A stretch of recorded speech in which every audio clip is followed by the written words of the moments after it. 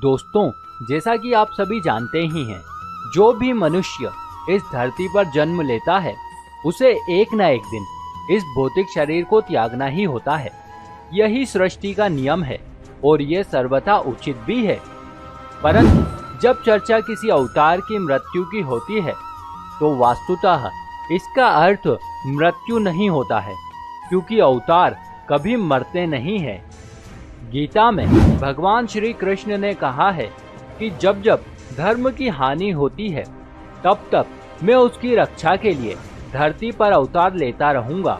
लेकिन दोस्तों, यदि हम श्री कृष्ण की बात करें तो वे इस सृष्टि के नियमों से परे हैं। उन्होंने जितनी लीलाएं की है उतनी शायद ही किसी और ने की होगी। इसी संदर्भ में कहा जाता है कि जब भगवान कृष्ण की मृत्यु हुई थी तत्पश्चात उनका दाह संस्कार किया गया था, लेकिन तब उनके शरीर का एक अंग नहीं जला था। अब प्रश्न ये उठता है कि यदि वास्तव में ऐसा हुआ था तो अभी उनका ये अंग कहाँ पर है, और यदि मौजूद है तो इसके क्या प्रमाण हैं? बस आज के इस वीडियो में आप और हम मिलकर इन्हीं कुछ प्रश्नों के उत्तर जानेंगे। नमस्कार और एक बार फिर स्वागत है आप सभी का आपके अपने वीडियो कलेश यूट्यूब चैनल पर।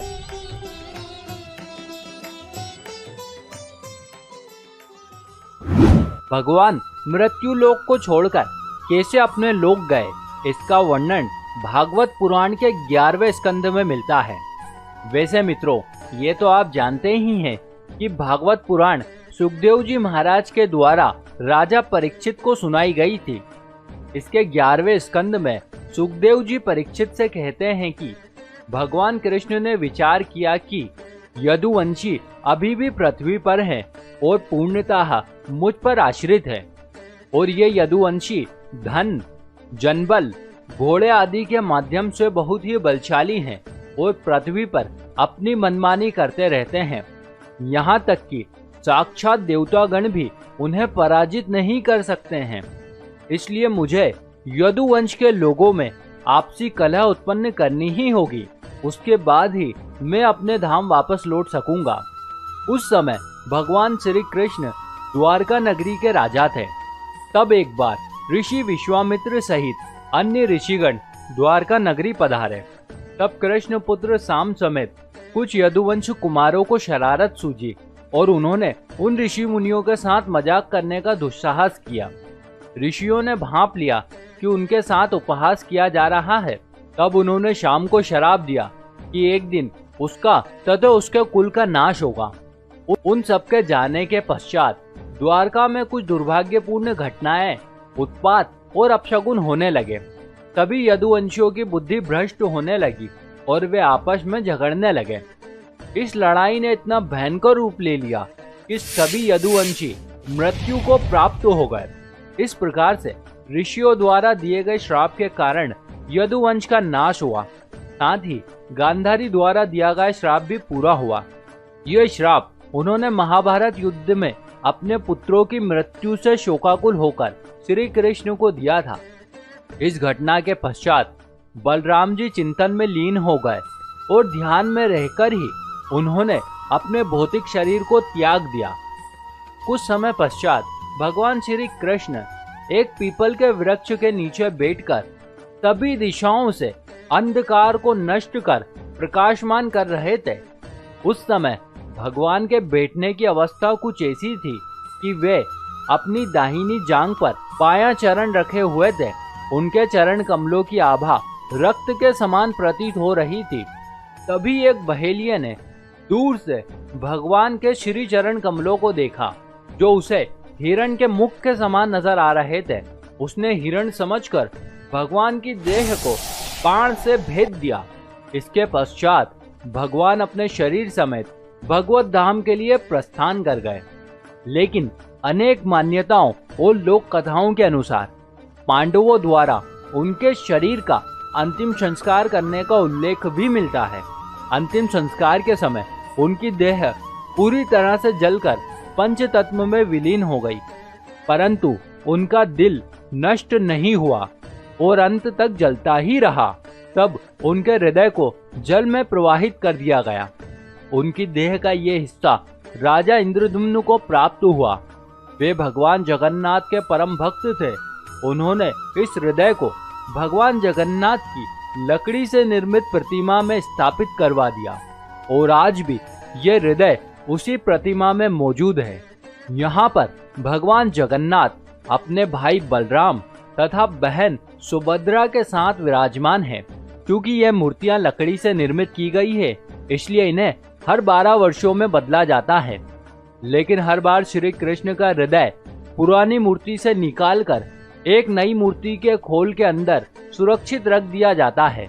परंतु जब भी यह अनुष्ठान किया जाता है, उस समय पूरे शहर की लाइट बंद कर दी जाती है। इसके पीछे लोगों की ये मान्यता है कि यदि उनका हृदय सूर्य की रोशनी अथवा किसी भी अन्य विद्युतीय प्रकाश के संपर्क में आता है तो इसमें ऐसा कंपन होने लगता है जैसे कि यह किसी प्रकार का कोई उपकरण हो। इसके अलावा जो पुजारी इस अनुष्ठान को करते हैं, उनकी आंखें तथा हाथों पर पट्टियां बांधी जाती है ताकि वे ना तो इसे देख सके और ना ही इसे छू सके। साथ ही साथ मंदिर के अंदर का फोटो लेना भी पूरी तरह से वर्जित है। इसके अलावा तब से लेकर आज तक इस मंदिर में रहस्यमय ढंग से चमत्कार होते आ रहे हैं और कुछ चमत्कार तो ऐसे हैं जिन्हें आज भी खुली आंखों से देखा जा सकता है। इसमें सबसे बड़ा चमत्कार जुड़ा है मंदिर की ध्वजा से, जो सदैव हवा के विपरीत दिशा में लहराता है। इस ध्वजा को हर दिन बदला जाता है। इस प्रक्रिया में एक पुजारी को ऊंचे गुम्मद पर चढ़कर ध्वजा बदलनी होती है। इस ध्वजा की छाया दिन में किसी भी समय जमीन पर दिखाई नहीं देती है।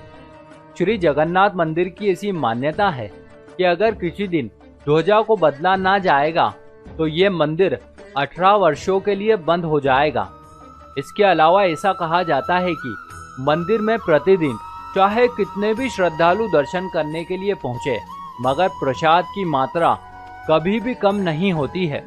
यहाँ की विशाल रसोई को प्रतिदिन लगभग 800 लोग मिलकर बनाते हैं। यह प्रसाद भी अनोखे तरीके से पकाया जाता है। इस प्रसाद को पकाने के लिए 7 बर्तनों को एक के ऊपर एक रखा जाता है, मगर इसमें चमत्कार ये है कि इस प्रक्रिया में सबसे ऊपर रखे गए बर्तन का भोजन सबसे पहले पकता है और फिर नीचे वाले बर्तनों की सामग्री तैयार होती है। इसके साथ ही मंदिर पर लगा सुदर्शन चक्र आप किसी भी दिशा से देख सकते हैं। ये हर तरफ से देखने में ऐसा प्रतीत होता है कि ये चक्र आपके सामने ही लगा है। इस मंदिर की गुम्मद के ऊपर ना कभी कोई पक्षी बैठता है और ना ही कभी कोई विमान इसके ऊपर से गुजरता है।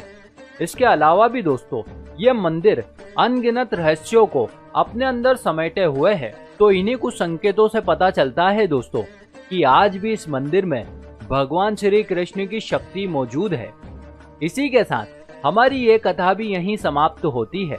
हम उम्मीद करते हैं कि आपको हमारी आज की जानकारी जरूर अच्छी लगी होगी। यदि आप भी इस विषय में कुछ एक सकारात्मक विचार रखते हैं तो नीचे दिए गए कमेंट बॉक्स के माध्यम से हमें जरूर बताइएगा। देखते रहिए वीडियो कलश यूट्यूब चैनल। आप सभी का बहुत बहुत धन्यवाद।